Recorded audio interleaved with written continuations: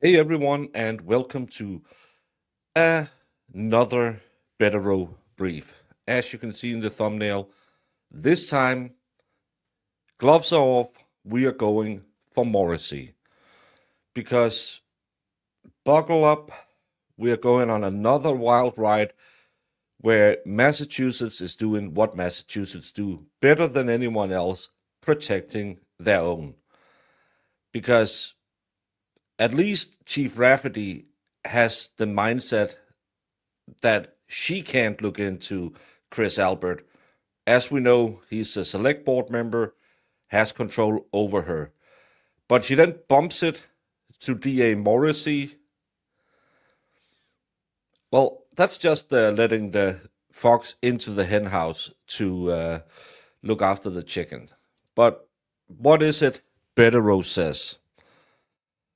He says, I write in response to Rafferty's letter to you dated March 20th, sent in response to my letter to her dated March 10th, requesting the CPD investigate alleged violations by Town Selectman Christopher Albert at D&E Pizza, which he owns and is located on blah blah blah.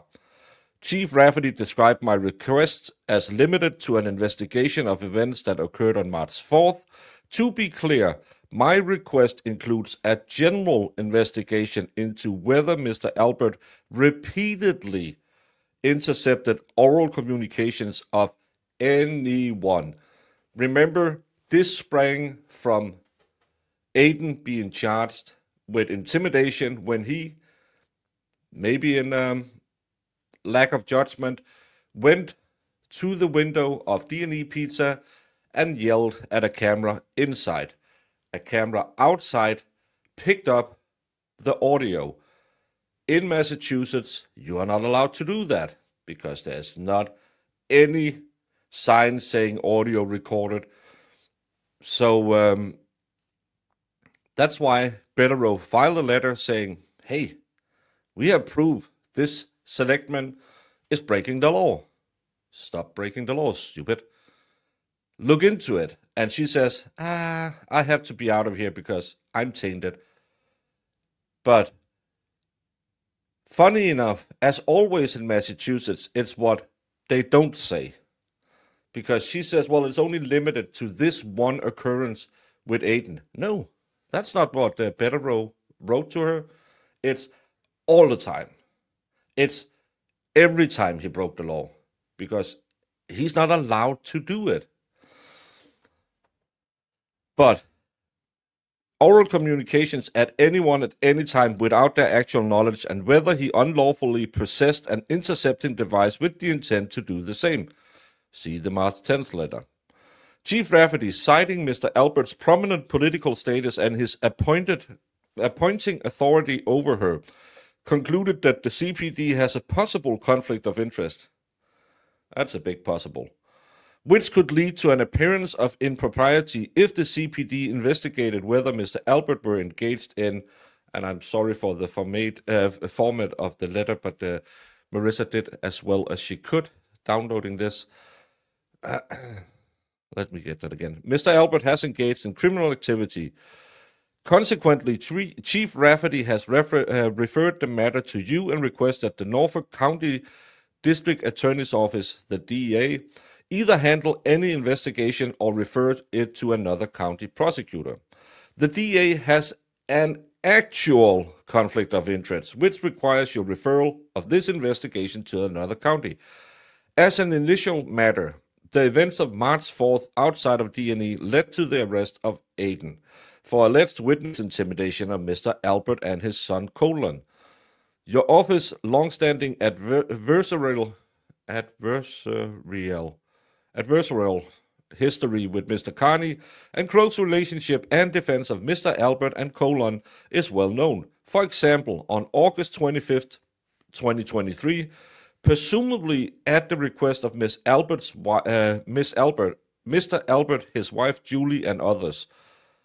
On August 25th, your then press officer David Traub sent Julie, who on information and belief is Julie Albert, an email in which Mr. Traub told Julie that Chief Rafferty communicated your note of concern to us while we were actually filming the very statement you were suggesting. You took the virtual unprecedented step of making and then widely disseminating to local and national broadcast and print media a formal statement defending your ongoing murder prosecution against Karen Read. Among the reasons you made this ill-advised public statement was to A, implicitly criticize Mr. Kearney and vigorously vouch for the credibility of the Albert family and other witnesses against Ms. Read. On information and belief, acting at the specific request of Mr. Albert and or his wife to Chief Rafferty, you allowed them, as prosecution witnesses, to edit the contents of your public statement while you were literally filming it by adopting their note of concern and then declaring Albert did not commit murder. On or before September 26th, you agreed to recuse your office and engage Kenneth Mello to serve as a special prosecutor to investigate whether Mr. Kearney intimidated Christopher Albert, Colin, and others. See letter to Robert Croscoe, dated October 17th. On September 29th, you emailed numerous high-ranking court officials about your grave concerns about Mr. Albert being intimidated by Mr. Kearney and demanded an investigation into the matter.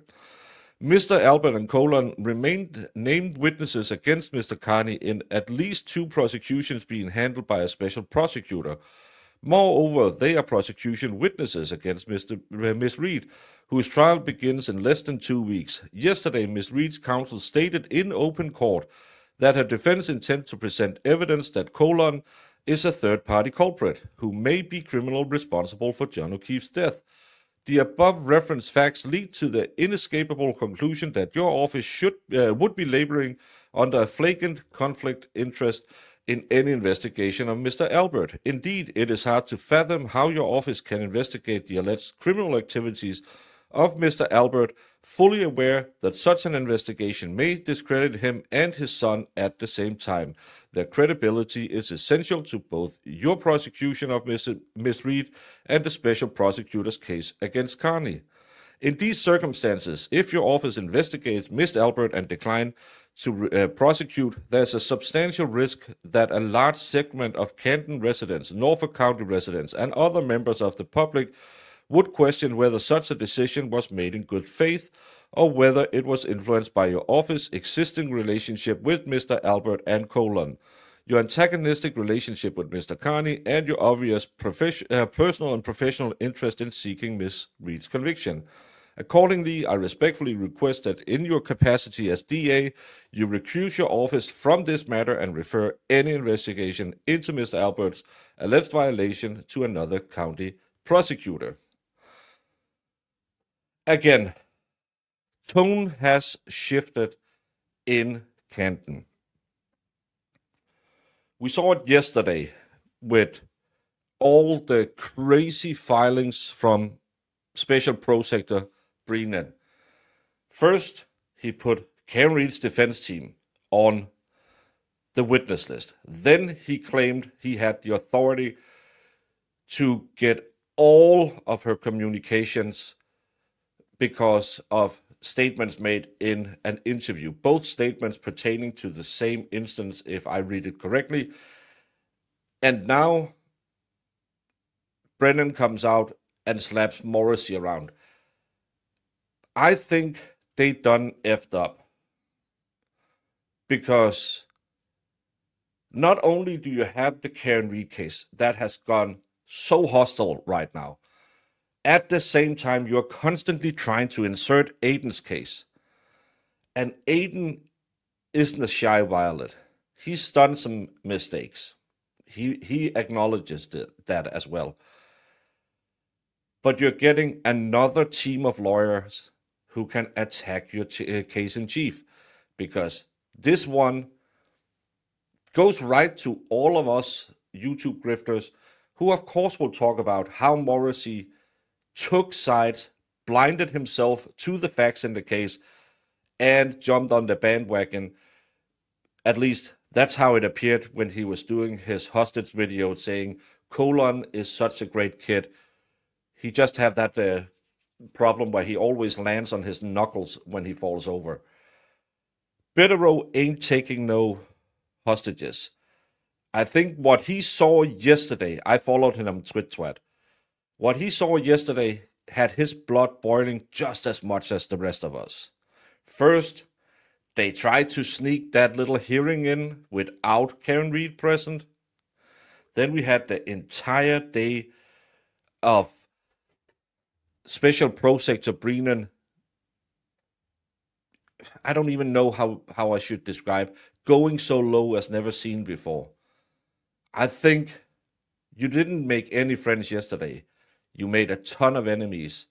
And now it's on paper, it's on the record that D.A. Morrissey is tainted because he was the one going out swinging for one of the 3 named potential third-party culprits. Brian Albert, Brian Higgins, and Colin. Colin is the person that Michael Morrissey vouched for. So he should be off this case. He should be off anything. Conflicts of interest as long as the eye can see.